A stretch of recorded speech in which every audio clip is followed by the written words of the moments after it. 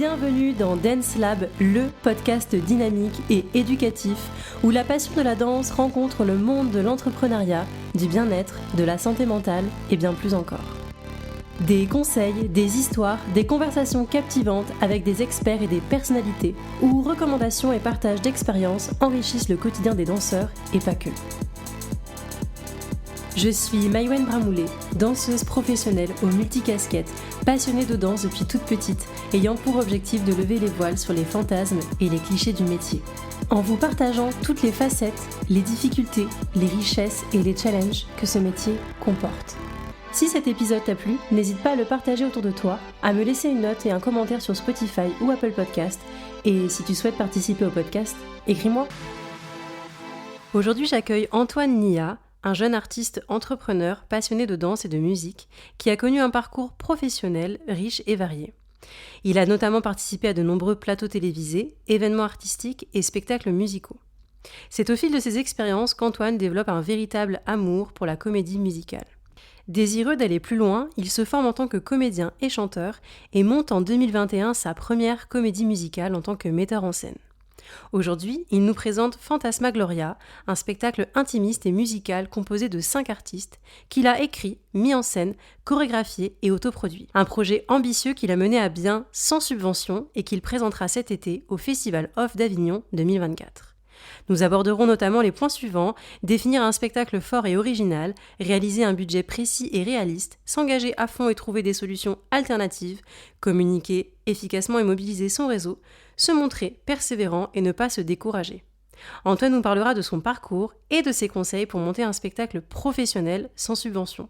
Salut Antoine! Salut Maïwenn! Comment tu vas? Écoute, ça va très bien, et toi? Très bien, très contente de t'avoir à mes côtés. Eh bien écoute, pour commencer, petite question habituelle, peux-tu nous parler de ton parcours artistique et des différentes expériences qui t'ont amené à te passionner pour la comédie musicale? Ok, écoute, moi j'ai commencé la danse à l'âge de 8 ans.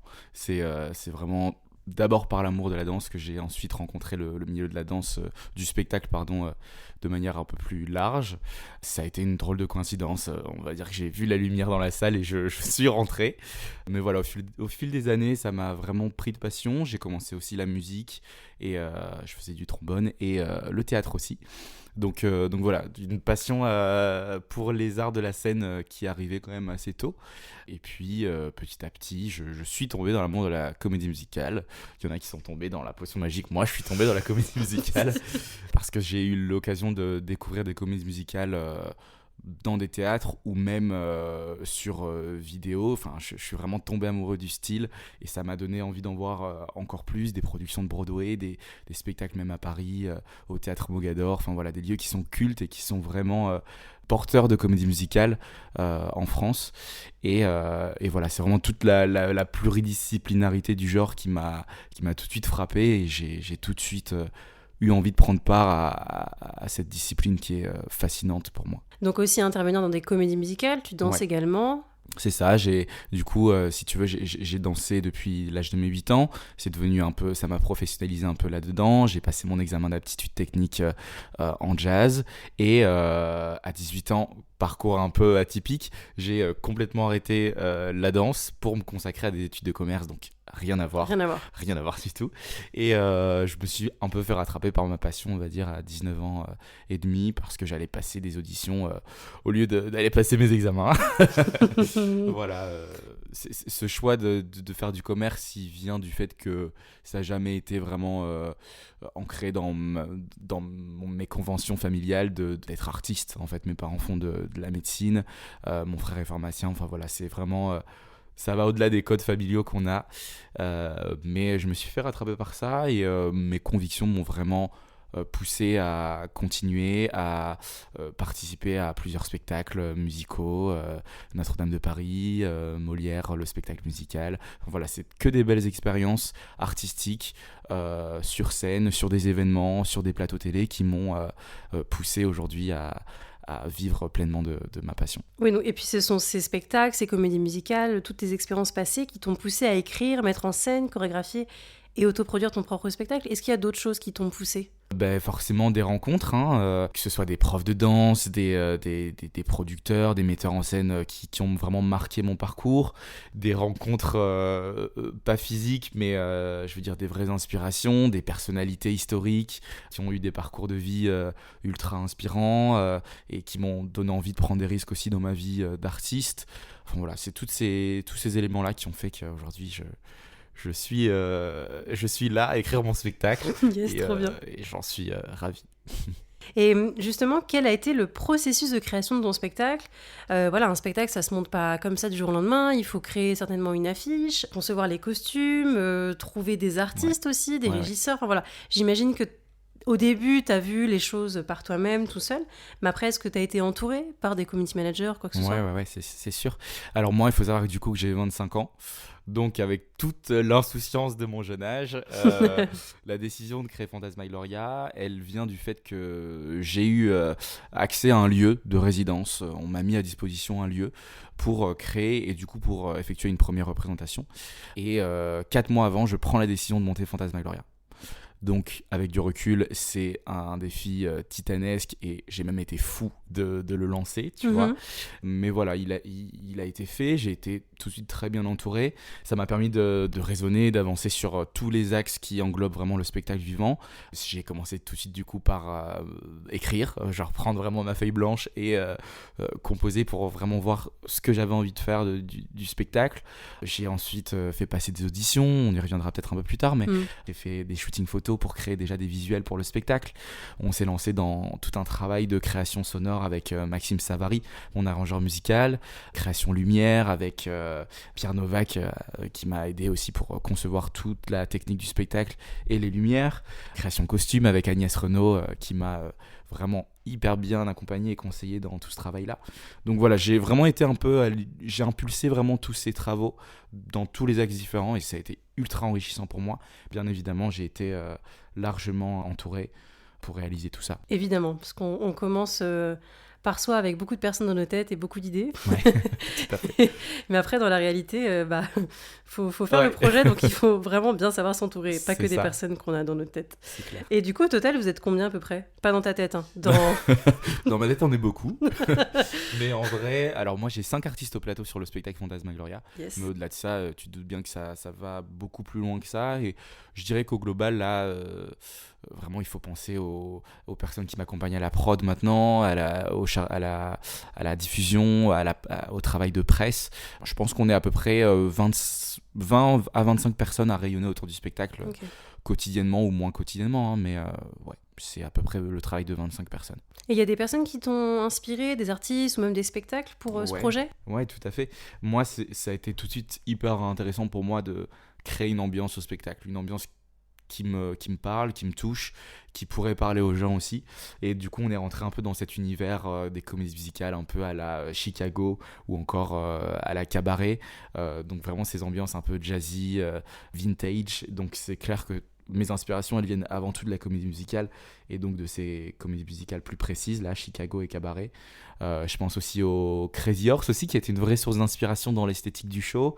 Même si on a quelque chose qui est beaucoup plus narratif, qui est un simple spectacle de divertissement entre guillemets, mais voilà, c'est aussi une vraie référence pour le spectacle. Et au-delà de ça, il y a des personnalités du spectacle d'aujourd'hui qui m'ont largement inspiré. Je pense à Romain Racheline, qui est un grand chorégraphe et producteur aujourd'hui à Paris, et son travail il a été hyper inspirant parce qu'en partant de rien, il a monté sa compagnie, monté son spectacle, travaillé sur tous les axes, et c'est vrai que ça a été une source d'inspiration pour moi. Je travaille aujourd'hui dans sa compagnie aussi, et c'est top d'être entouré de personnes aussi créatives et ambitieuses aussi dans ce sens-là, quoi.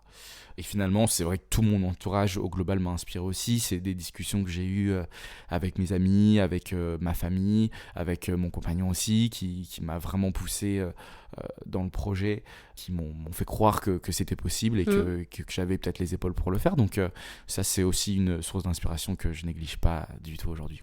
Je suis hyper d'accord avec toi. Je trouve que l'entourage, c'est ce qu'il y a de plus important. Ouais. Et c'est une phrase que je dis toujours, on est la somme des 5 personnes qui nous entourent. Ouais, Et c'est vrai. quand on a des personnes autour de nous qui sont positives, ambitieuses, qui donnent de la force, en fait, ça donne aussi envie de se surpasser. Ah bah c'est clair. Moi je pense que j'aurais pas pu emmener le spectacle là où il est aujourd'hui et continuer à le porter si j'avais pas tous ces gens qui m'ont aidé Mm. autour de moi. Tu vois, c'est une force qui est inimaginable. Et comment t'as vécu la création de Fantasmagoria ? La création, elle a été du coup intense parce que, comme je te l'ai dit, Oui, 4 mois pour 4 créer mois. un spectacle, c'est vraiment, avec du recul, c'est inconscient. Donc forcément, j'en ai un peu payé les pots cassés. On a rushé, on a stressé en répétition. Voilà, c'était vraiment un beau cocktail de moments de création très très forts, en émotions positifs, où on voit les choses qui se mettent en place et c'est top dans un sens, et aussi des gros moments de doute, de désillusion, des urgences, des incompréhensions parfois. Donc enfin voilà, ça fait aussi partie du truc, ce serait de mentir de dire Que tout s'est bien passé. voilà, il y a eu de tout, vraiment. Et t'as des moments où, marquants, t'as des anecdotes un peu amusantes justement sur le processus de création ? Ouais, je peux par exemple te parler de ce jour où la nuit de la première, on va dire, du coup la veille au soir, il faut savoir qu'on a une composition originale dans le spectacle qu'on a vraiment écrite de A à Z. On a tellement pris de retard sur ça qu'en fait cette composition-là, on l'a écrite dans la nuit. Donc moi je suis arrivé le lendemain avec le livret et les paroles de cette compo pour le donner à mon chanteur-comédien et lui dire bah voilà, ça c'est dans 5 heures. C'est là, tu te concentres, Voilà. tu prends tes écouteurs Et bon spectacle. Voilà, exactement. Donc ça c'est certainement l'anecdote un peu la plus forte qu'on a, parce que ça montre vraiment toutes les dents du travail qu'il y a à faire, et au final le spectacle est sorti et on en est tellement fiers, donc c'est chouette. C'est trop bien. Ouais. De toute façon, on le sait, il y a souvent des petits moments où on gère pas tout, c'est-à-dire qu'il peut aussi avoir un artiste qui se blesse, qui tombe malade, qui ne peut vraiment plus bouger, et du coup il faut aussi devoir réadapter de la mise en scène, parfois le jour même pour le show au soir, et ça c'est quelque chose que je trouve les spectateurs ne voient pas, parce qu'on doit quand même continuer de briller sur scène, qu'il y ait 1 ou 2 danseurs en moins, quoi. C'est ça. Du point de vue du spectateur, il y a pas de raison à ce qu'il puisse pas percevoir les émotions et un spectacle ultra qualitatif. Donc c'est toujours à nous derrière de se bousculer, de trouver des alternatives pour que le spectacle puisse pour que la magie du spectacle puisse opérer, quoi. Combien de temps il dure le spectacle ? Le spectacle dure 1h15. Ok, très bien. On l'a en 2 parties, ou plus récemment pour Avignon, on a dû le monter en une seule partie aussi, donc 1h15 de spectacle, c'est la durée du spectacle. Ok, ça s'adresse à quel public ? C'est un public qui est assez large. On a quand même une esthétique que je te disais un peu proche du Crazy Horse, etc. Donc un enfant de moins de 12 ans, on pourrait pas l'interdire parce qu'en soi il n'y a rien d'ultra choquant, mais on a des thématiques quand même autour de l'argent, de l'alcool aussi, qui s'apparentent plus à un public adulte forcément. Mais après, dans la palette du public adulte, là, c'était aussi une des volontés de ma part que le spectacle puisse autant parler à un jeune adulte de 20 ans qu'à un adulte de 65 ans, par exemple. Donc, il y a vraiment pas de limite d'âge. Et donc tout à l'heure tu disais que le spectacle allait être joué à Avignon. Ouais, tout à fait. Où est-ce qu'il a été joué également avant ? T'as déjà joué à Paris, il me semble ? Alors, on n'a pas joué à Paris. Le spectacle il a été créé dans le nord de la France, et toute mon équipe est même originaire de la région lilloise, et ça j'en suis assez fier aussi, faut le dire. Montrer qu'on peut faire aussi des belles choses en province, et qu'il y a des beaux produits, en tout cas j'espère qu'ils peuvent sortir de ça. Donc on l'a présenté à Arras, du coup, qui est vraiment le fief du Pas-de-Calais, sur 2 dates. De base, on avait une seule représentation, et au final, le public a répondu à l'appel, et on a du coup impulsé une 2e représentation dans la foulée. Et on a joué une date aussi à Roubaix, du coup dans le nord de la France, pour une commune. Voilà, donc le spectacle est sorti pour l'instant sur 3 dates. Ok, j'étais persuadée qu'il avait été joué à Paris. J'ai en fait juste spoilé l'avenir, peut-être. C'est ça, vraiment. Rêve prémonitoire. Mais c'était un acte manqué, ou pas d'ailleurs. En vrai, je te souhaite que ce spectacle soit joué à Paris. Pardon. J'espère. Qu'est-ce que ce spectacle souhaite transmettre au public ? Quel message veux-tu faire passer ? Sans vraiment dévoiler toute l'intrigue du spectacle, le message, c'est vrai que c'est important pour moi d'avoir un produit qui diffuse un message. Je pense que le spectacle vivant c'est un très très bon moyen pour impulser des choses dans la tête des spectateurs.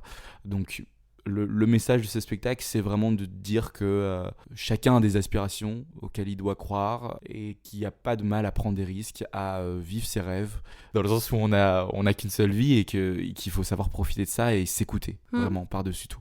Donc c'est vraiment le message premier du spectacle et j'ose penser, parce qu'on me l'a dit aussi, que le chemin se fait dans la tête des gens après être venus voir le spectacle. Ça crée vraiment de la réaction, ça le bouleverse aussi dans un sens. Et c'est vraiment, pour moi, ma mission, elle est réussie si ça fait ce chemin-là dans la tête des gens. Bien sûr, mais je reviens sur ce que tu disais sur les risques. Je pense qu'il vaut mieux toujours se lancer au risque peut-être d'échouer, mais mieux vaut avoir des remords que des regrets. Complètement. C'est le message que je veux faire passer dans mon spectacle, mais au final, pourquoi j'ai envie de le faire passer, c'est parce que je m'identifie aussi à ça. C'est une histoire que j'essaie de vivre, que j'essaie de confronter, montrer qu'on peut être jeune, avoir 25 ans et prendre des risques, être ambitieux, et qu'on sait faire qu'autre chose que d'être que sur notre téléphone, ce qu'on peut nous reprocher aussi les générations un peu plus âgées. Voilà, c'est montrer qu'on est jeune et qu'on sait prendre des risques et qu'on n'a qu'une seule vie et qu'il faut en profiter. Montrer aussi, je pense qu'en tant qu'artiste, on n'est pas cantonné à juste être dans des salles de danse, à juste passer des castings ou être seulement sur scène. On peut, dans le processus de création aussi d'un artiste, pas simplement devoir créer des chorégraphies ou faire de jolies vidéos sur les réseaux sociaux ou pas, mais de se dire aussi qu'on peut être et on est capable d'être entrepreneur. Tout à fait. Moi, c'est vraiment des compétences que je continue à acquérir et qui me tiennent vraiment à cœur. C'est de montrer que je peux être artiste, avoir un sens artistique, performer et aussi avoir une vision très claire sur l'artistique d'un projet, mais aussi très bien pouvoir le porter sur le plan managérial, travailler au marketing d'un projet. Enfin, voilà, c'est vraiment des aspects qui m'intéressent et qu'on sait faire aussi, nous les artistes. Clairement, et puis maintenant, avec Internet, les réseaux, tout est facile en termes d'apprentissage. C'est ça. Je reviens sur le sens artistique et tout à l'heure, on parlait un peu plus du casting aussi. On y arrive. Comment tu as choisi les artistes qui défendent ce spectacle ? Qu'est-ce qui les rend uniques ? Est-ce que ce sont leur pluridisciplinarité, leur unicité ? Est-ce qu'ils, par hasard, aurait pu t'inspirer dans la création des personnages ? Ouais. Tout à fait. Là, c'est vrai que pour les artistes, j'ai été du coup recruter des artistes de la région lilloise. Ça me tenait vraiment à cœur parce que c'est la région dans laquelle j'ai évolué. Et on parlait de l'entourage avant. Pour moi, connecter avec des artistes avec qui j'ai déjà travaillé, avec qui j'ai déjà connecté dans le travail, c'est ultra important. Je pense que sans leur soutien et leur aide, ils ont vraiment cru au projet dès la première seconde. Et sans ça, je pense que j'aurais jamais pu aller au bout de ça aussi. Donc voilà, j'ai été chercher les artistes chez moi. J'ai passé une sorte d'audition un peu privée en interne avec des très bonnes connaissances à moi, des artistes très talentueux de la région. Et à l'issue de ça, du coup, j'ai pu compléter mes 4 places de danseuse, comédienne pour les filles et de mon rôle comédien-chanteur pour le rôle de James Warner. Et ce qui a été une vraie force pour moi sur la création, c'est qu'on a toujours su bousculer l'écriture du scénario et que je me suis très largement inspiré de leur nature, de qui ils sont pour construire le spectacle. Et ça, c'est une force aussi. On nous l'a fait souligner après les premières. C'est que chaque artiste a son identité et qu'il arrive à exprimer vraiment toute sa personnalité, que les personnages du spectacle sont très distincts et c'est vraiment juste parce qu'on a pu explorer tout leur potentiel et ce qu'ils sont vraiment, quoi. Je trouve que c'est important en plus de mettre en avant l'identité d'une personne et d'un artiste sur scène. Ça évite aussi parfois de la frustration. C'est clair. Non, parce que c'est vrai que parfois on nous fait passer des castings de fous et on se dit waouh, c'est génial, j'ai vécu un super casting, je vais danser ça, et en fait pas du tout, et t'es dans la désillusion totale. C'est clair. Et c'est important de pas oublier que on est des artistes, mais on est aussi des humains avec nos parts d'ego, qu'il faut nourrir notre ego d'artiste pour grandir. Il y a de ça, c'est vrai que c'est toujours challengeant d'aller expérimenter des choses qui sont un peu différentes de ce qu'on est, mais c'est vrai qu'aller à la contre-nature de l'artiste, pour moi je trouve pas ça ultra porteur et c'est pas ce que j'ai essayé de faire, tu vois. Sauf quand on veut justement rentrer dans vraiment des personnages, dans un travail de comédien, d'acteur. Là évidemment qu'il faut pas être complètement dans notre propre nature, il faut dénaturer également l'humain en premier, mais voilà, savoir aussi écouter ce que les artistes ont à proposer en audition et utiliser leur pleine capacité. C'est clair, c'est hyper important. On parlait de challenge. Quels sont les principaux challenges, réussites ou difficultés que tu as rencontrés pour monter ce spectacle sans subvention? Parce qu'il faut le rappeler. Il faut le rappeler. À l'origine du projet, du coup, c'est vrai que et ça c'est vraiment, ça relève de ma folie, mais d'avoir impulsé le projet seul, d'avoir dirigé le projet seul, et du coup aussi sur le plan financier. Donc forcément, l'aspect budget, on en reparlera aussi, mais ça a été un gros challenge sur la création du spectacle, surtout qu'on n'avait pas beaucoup de temps. Et on sait que le temps, c'est aussi un peu de l'argent, donc Oui. ça m'a parfois aussi un peu mis en difficulté dans ce sens-là. Donc voilà, j'ai autoproduit le spectacle, et au-delà de ça, je l'ai écrit aussi. C'était un nouveau travail pour moi d'être auteur à 100% sur le spectacle, mais pareil, bien entouré. C'est un texte qui a constamment évolué, et aujourd'hui j'en suis fier à 100%, mais j'avoue que poser les mots sur mon spectacle, ça n'a pas été facile. Ouais, non, je dirais que c'est les deux grosses difficultés qu'on a eues sur le spectacle. Et on parlait justement des financements également. Comment t'as financé Fantasmagoria? Est-ce que tu as mis en place des solutions de financement alternatives? Je sais qu'il existe du crowdfunding, du mécénat. Avec les réseaux sociaux aussi, on peut faire beaucoup de choses. Ouais, c'est ça. Comment toi t'as fait? Alors j'ai déjà fait attention à ce que les coûts de créa restent raisonnables. On est sur un spectacle qui est intimiste, j'ai 5 artistes au plateau. Je voulais vraiment quelque chose d'assez sobre en termes de décor, voilà. Après, c'est sûr qu'il y a eu des fonds à sortir. Honnêtement, pour la création, j'ai sorti l'argent. C'est mon argent propre. Combien on peut dire? Alors, ou pas? on est sur un coût de créa à 15 000 euros à peu près. Ok. Voilà. Donc, c'est mes économies, c'est mon investissement. Et on en parlait, on part pour Avignon. Et Avignon, il faut des fonds. Avignon, c'est un budget à 55 000 euros pour le spectacle. On emmène 5 artistes, c'est très gros. Ça fait que je pouvais plus être seul à subvenir aux besoins financiers de la compagnie. Donc je me suis entouré. J'ai une amie qui est venue voir le spectacle lors de la première, qui a beaucoup cru, qui s'appelle Camille Rocher, qui est une artiste entrepreneuse aussi, qui commence à se tourner vers la production de spectacles maintenant aujourd'hui, qui a beaucoup cru au spectacle, et ça l'intéressait, elle, dans le sens où pour impulser son projet de début de production, elle avait besoin d'un spectacle à taille humaine aussi. Et c'est important qu'elle puisse déployer ses forces dans quelque chose qui demande des ressources financières assez limitées, ce qui est notre cas. Sur Avignon, on se fait aussi entourer de cette production. On est en coproduction sur le spectacle. On a fait des recherches de subventions, je pense qu'on en reparlera aussi après. Et au-delà de ça, on a ouvert du coup un projet de mécénat, du coup, qui est un financement participatif sous un format de don, en fait, finalement, qui peut être effectué par des particuliers ou des professionnels, et qui donne droit du coup à une défiscalisation assez intéressante, à peu près à hauteur de 60%. Donc voilà, on réunissait les critères d'éligibilité pour réaliser ces opérations de mécénat, à savoir être une association. Le spectacle a été ouvert sous format associatif dans un premier temps. Et voilà, on a vraiment édité tout un dossier de mécénat sur lequel on a présenté le projet, les forces, le fait qu'il soit 100% Hauts-de-France, qu'on ait une majorité de femmes contributrices au projet en tant qu'artistes, ou même dans tout l'aspect organisationnel à côté. Vraiment, on a 77% des effectifs du spectacle qui sont des femmes, donc c'est un choix aussi qu'on a souligné, parce que c'est une vraie force aussi. Et voilà, vraiment mettre en avant tous ces aspects, la démarche du projet, vouloir vraiment démocratiser la culture de la comédie musicale, même en France, qui est pas tant répandue que ça. Donc voilà. Le dossier a été fait, on l'a transmis d'abord à notre cercle proche, à nos contacts proches. Il a été diffusé à plus large échelle, les gens ont joué le jeu de partager, les gens se sont engagés autour du projet. Et aujourd'hui, on a réuni quand même pas mal de fonds pour le spectacle. On a presque atteint notre objectif de 8 100 euros. Je pense que j'aurais pas du tout misé là-dessus au début. Et en fait, petit message d'espoir, mais les gens sont prêts à soutenir, les gens encouragent vraiment la culture et le spectacle, et c'est super de se rendre compte de ça, quoi. La cagnotte, elle est encore ouverte?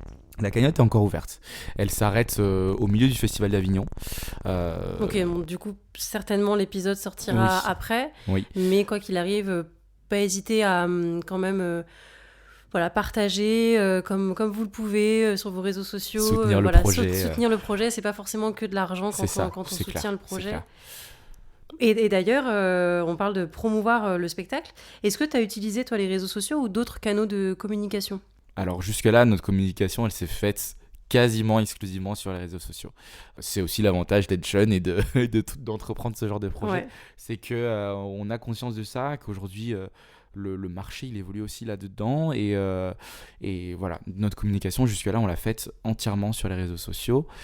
On a une page Instagram, du coup, Fantasmagloria officielle, où on diffuse vraiment le contenu le plus large du projet, le contenu sur scène, le contenu en backstage aussi. C'est hyper intéressant pour les personnes qui s'intéressent au projet de suivre ça.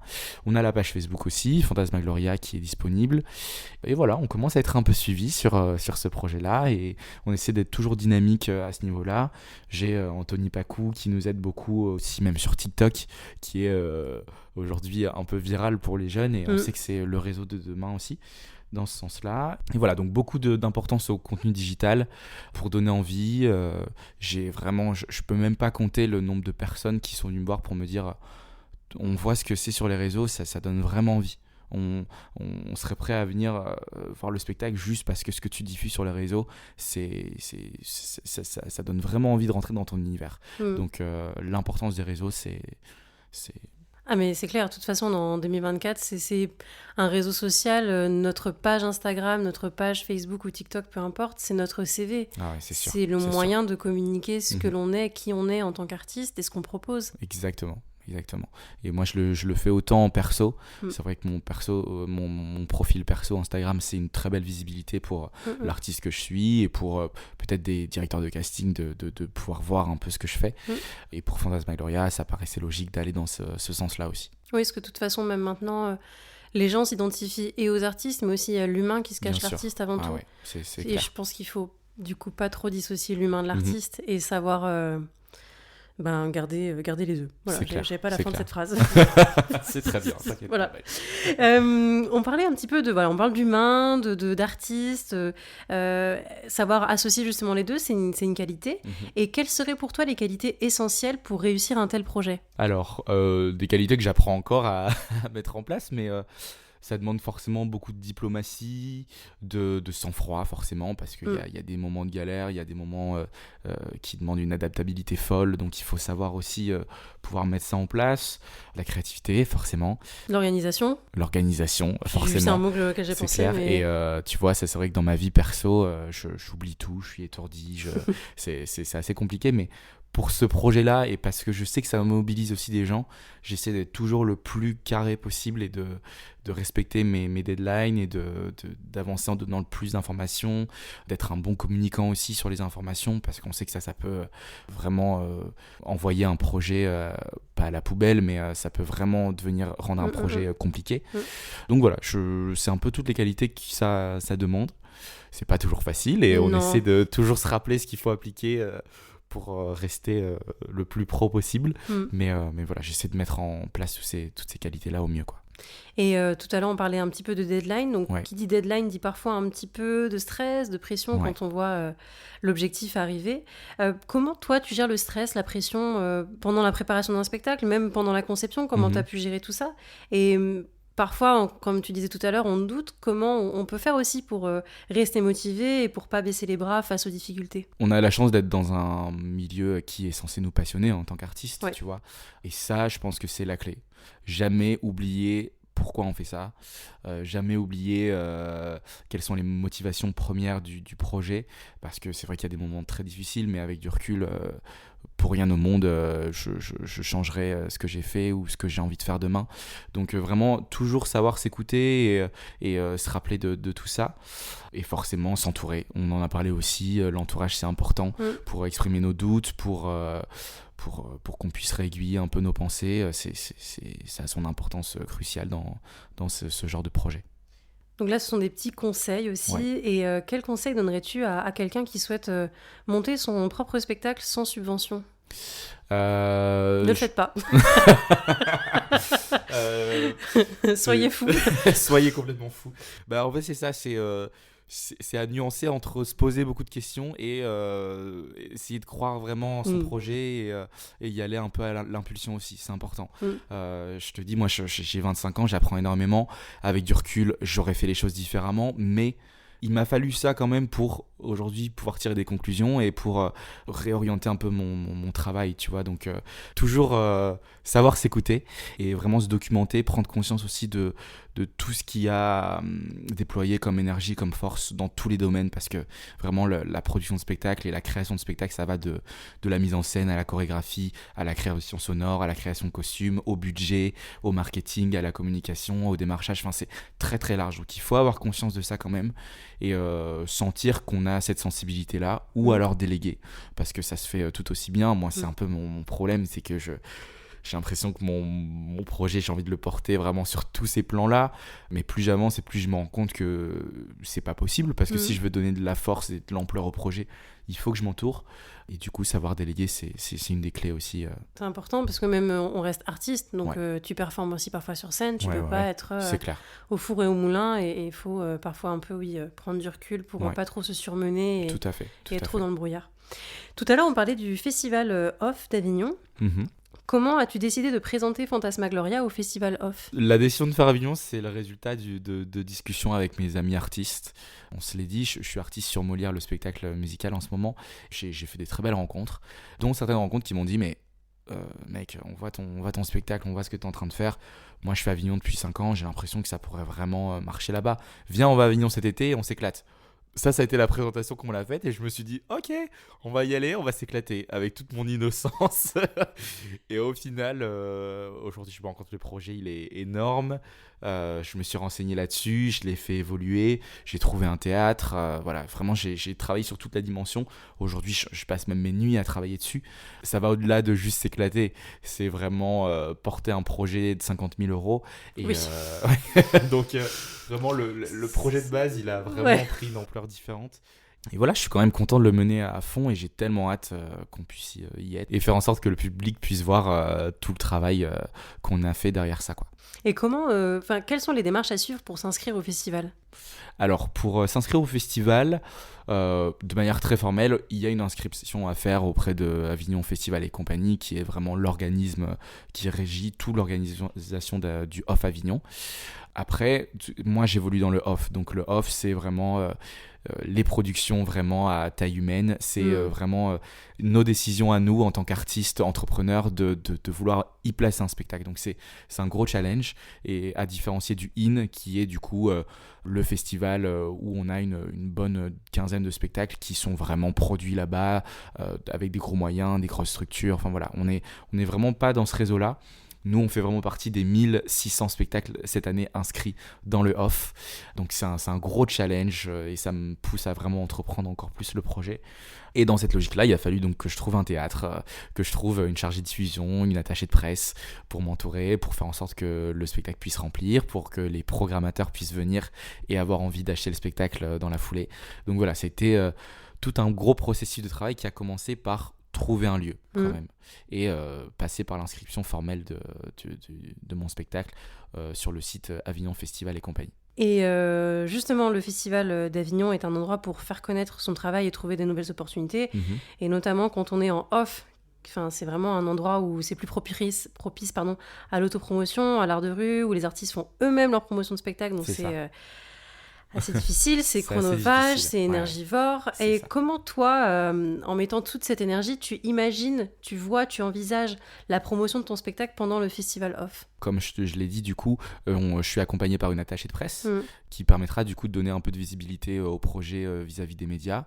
Donc voilà, je réalise une certaine quantité d'interviews. D'ailleurs, merci aujourd'hui Maëwen de m'accueillir et de donner de la visibilité à ce projet. Mais voilà, donc le travail tout autour des médias qui est important, la communication sur les réseaux, on en a parlé aussi, mais ça va être un vrai axe très important. Là où on se rend compte que les compagnies et les spectacles qui sont à Avignon ne sont pas, de manière générale, très habilités à cette utilisation des réseaux sociaux. Donc nous, on est une compagnie jeune, on va essayer vraiment de faire en sorte que le spectacle puisse aussi bien évoluer, avoir une vraie portée à ce niveau-là. Et après, il y a tout on l'a vaguement évoqué, mais il y a tout ce principe du tractage qui doit être fait par les compagnies. Et moi, j'emmène mes artistes, mes proches qui vont venir aussi à Avignon dans ce processus de tractage.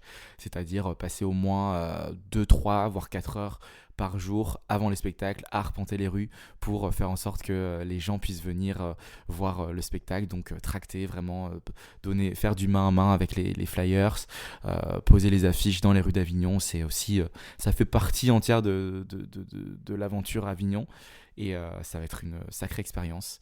Oui, ça va être intense. Ouais, ça va être très intense. On a mis en place toute une esthétique autour de ça. On a des affiches géantes, on a des ballons avec de l'hélium parce que ça rentre aussi dans le principe du spectacle. Mais mes artistes vont sortir en tenue de scène aussi.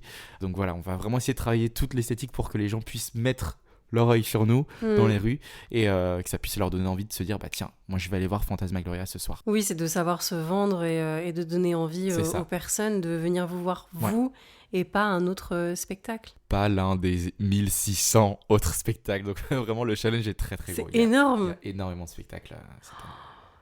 Eh ben, tout mon courage. Merci. Non, ça va être génial. Ouais, ça va être super. Justement, on parlait tout à l'heure du côté un peu financement, parce que c'est pas, ça coûte quelque chose d'aller jusqu'à Avignon. Et est-ce qu'il y a d'autres aides, des soutiens financiers spécifiques au spectacle présenté au Festival d'Avignon dont tu aimerais parler ? Alors nous, c'est vrai qu'on a fait un gros travail de recherche aussi sur les subventions. Ce qui nous a fait un peu défaut, c'est que... l'une des particularités des subventions, c'est que c'est quand même très procédurier, il y a des délais à tenir. Nous, on est arrivé, on a pris la décision de faire Avignon 6 mois avant. Donc, dans ça, le processus, il a été un peu plus compliqué que prévu. Mais je me suis fait entourer de Fanny Maton, qui est une chargée d'accompagnement à la subvention. Voilà, c'est comme quoi il y a des métiers vraiment dans tous les domaines. Dans tous les domaines. Mais voilà, c'est une fille qui vraiment s'occupe d'accompagner les compagnies dans son travail de recherche sur les subventions, qui peut monter des dossiers. Et moi, particulièrement, s'il y a quelque chose que je fais pas au mieux, c'est gérer l'administratif. Donc, tout ce travail vraiment de un peu plus de paperasse, etc., je m'y retrouvais pas vraiment. Et en même temps, je comprenais la nécessité qu'il y avait de faire des demandes de subvention parce que c'est des fonds et que c'est pas négligeable et que c'est du soutien. Et on est aussi en France avec ce système-là qui est mis en place et on a la chance d'être assez soutenu. Moi, ça a été vraiment une vraie découverte de voir tous les organismes qui pouvaient venir en aide à mon spectacle. Donc, vraiment, je pourrais qu'encourager de se renseigner sur tout ça parce qu'en France, il y a énormément de dispositifs qui sont déployés pour soutenir les projets. Tu vois, nous, on pourrait avoir l'impression que les subventions sont vraiment dédiées qu'à un secteur très intellect, contemporain du spectacle. Et en fait, il y a tellement de choses qui sont déployées pour la musique, pour la diffusion, pour la création de spectacles. Enfin, n'importe quel spectacle, n'importe quelle démarche vraiment émergente peut vraiment pouvoir prétendre à des subventions. Donc ça, c'est un facteur hyper important. Nous, tu vois, on fait du divertissement, théâtre aussi. Donc voilà, c'est quelque chose qui est assez populaire, entre guillemets. Donc pas dans le négatif du terme, mais voilà. Et on peut être soumis à ça. Donc nous, on s'est renseigné avec ça auprès de Fanny. On s'est renseigné avec Fanny pour les subventions. Avec ma phobie administrative, je lui ai très gentiment demandé de me rédiger un dossier pour me récapituler vraiment à quoi on pourrait être éligible.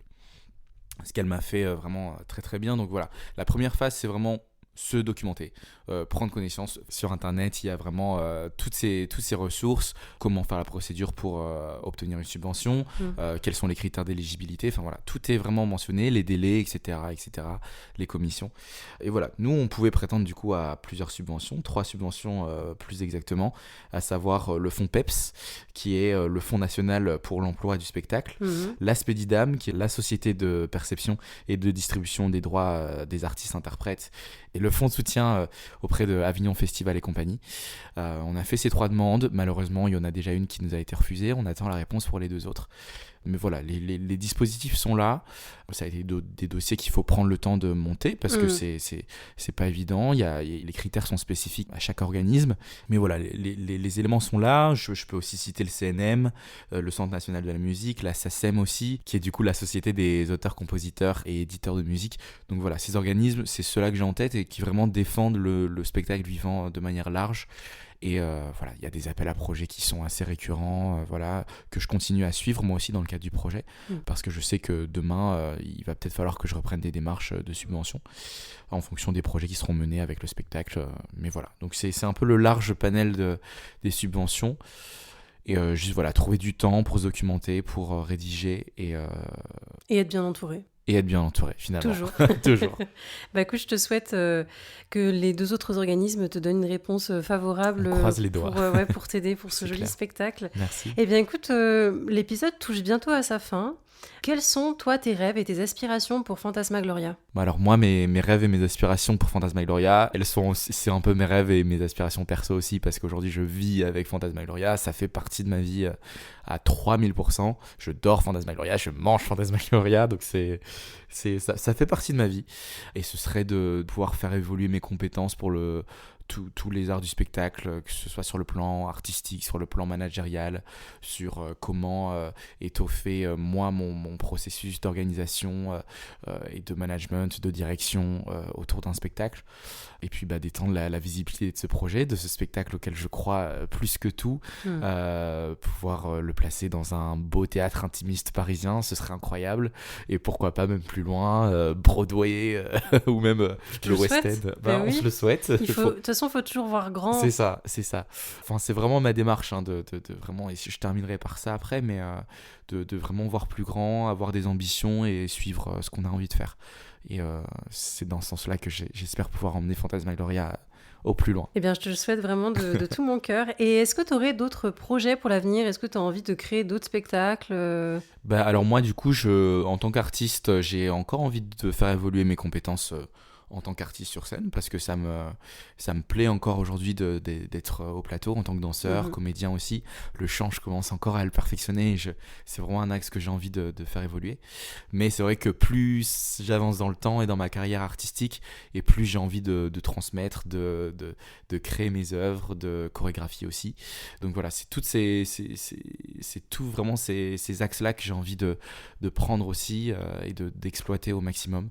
Donc voilà, créer d'autres spectacles, travailler pour des productions en tant que chorégraphe, en tant que metteur en scène, c'est des choses qui me parlent beaucoup.